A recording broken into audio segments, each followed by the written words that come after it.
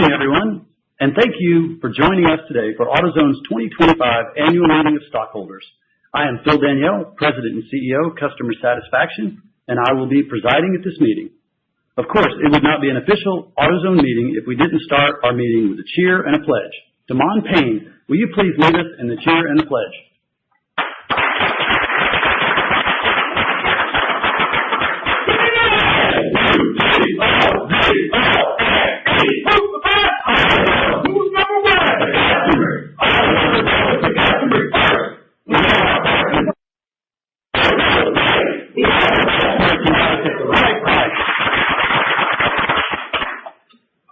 Thank you, Damon. Does anyone have an extra mile or story to share with us? I have one. Stephen Thomas, Senior Category Manager, Friction and Hardware, Customer Satisfaction, 12-year AutoZoner. This comes to us from store 2387 out of Kansas City. On Monday, November 10th, 2025, Curtis Porter went out of his way to assist a commercial customer from my store, 2374, that was broken down on the highway in Grandview, Missouri. He was able to get all the parts the customer needed and then take them to the customer on the side of the road. He then stayed with the customer to help him and get back on the road safely. The customer even called me the next day saying how thankful he was to have AutoZone to rely on when in need.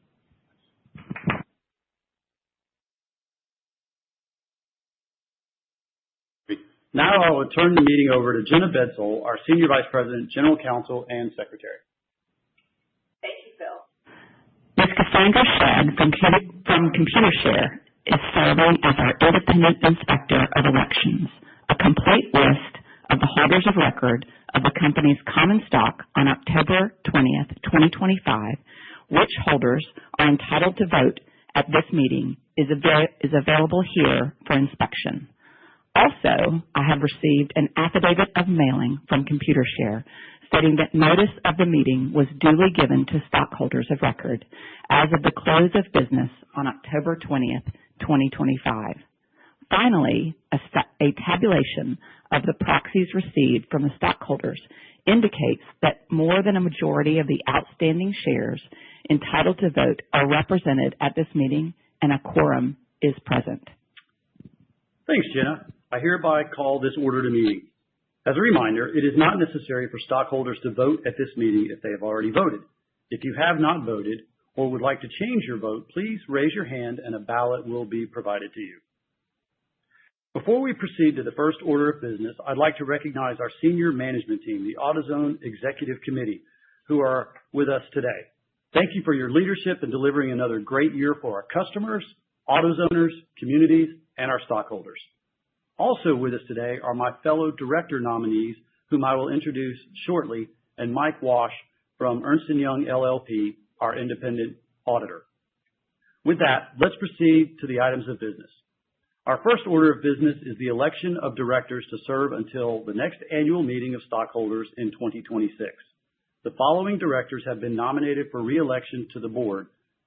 The following are at this meeting and present with us today: myself, Phil Danielle, Mike George, Linda Goodspeed, Butch Graves, Brian Honish, Gail King, Claire McDonough, George McCronick, Bill Rhodes, Jill Salto, and serving with us virtually today is Constantino Spas Montesinos.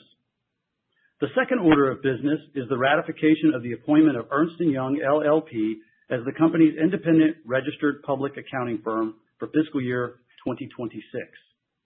The third order of business is a non-binding advisory vote to approve the compensation of our named executive officers. The board of directors unanimously recommends that stockholders vote for each of the director nominees, for Ernst & Young, and for the advisory vote on executive compensation. Since there are no other matters to properly come before this meeting, we will now proceed with the vote. For those stockholders voting at the meeting, please complete your vote now, and we will collect your ballots. I now declare the polls for the 2025 Annual Meeting of Stockholders are closed. Jenna, has the Inspector of Elections presented the results? Yes. The Inspector of Elections has presented her preliminary report. There are present at this meeting in person or by proxy 14,846,704 shares of the company's common stock, representing 89% of the approximate 16.6 million shares outstanding as of October 20th, 2025. Based upon this report, all 11 directors have been reelected. The appointment of Ernst & Young LLP for fiscal year 26 has been ratified, and the non-binding advisory vote on executive compensation has been approved. The final vote results will be filed on a current report on Form 8-K. Since there is no further business, the official business of this meeting is hereby adjourned. At this time, we will open the floor for any questions. As there are none, and seeing no questions, I'd like to thank, oh, yes. Hi, I'm Shady Baker from Lake Angeles. I'm a land director. The question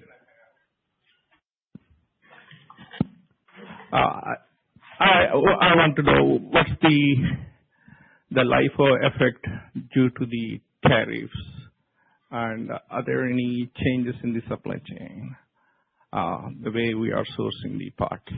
Thank you. Yeah, the LIFO effect is caused predominantly by, incoming cost that's higher than our current inventory. Those charges for the LIFO effect for Q1 was just under $100 million. For Q2, we're thinking it'll be somewhere around $60 million. And that'll continue as we see higher tariffs coming into our cost of goods. I assume that's your question. Yeah, we've been working on changing our supply chain strategies going back, frankly, since some of the first tariffs came in 2016 and 17. And our strategy has been to diversify our sourcing in number of countries that we source from, as well as in virtually every category. Do we have multiple suppliers for every category so that we reduce the risk and ultimately can control the cost as much as possible on those categories. Ultimately, we'd like to source from countries that have the quality that we need and require to take care of our customers, as well as mitigating the tariff impact and making sure that we have a supply chain that's sustainable so we have product for our customers. One more question. Okay. What's the strategy as far as the international expansion in Mexico especially? So with as we've talked about plenty of times, our strategy, we like our Mexico and our Brazil strategy. Both of them are great businesses for us.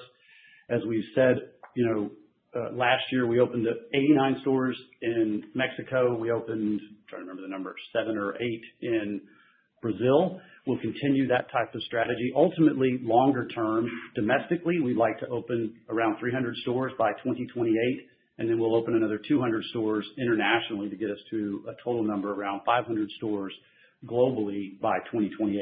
Those numbers will continue to ratchet up as we get to 2028. So there'll be incrementally more this year in 26 and more in 25, more in 27, and then we'll get to a steady run rate of somewhere around 500 stores globally. Thank you. Thank you. Okay. Any other questions?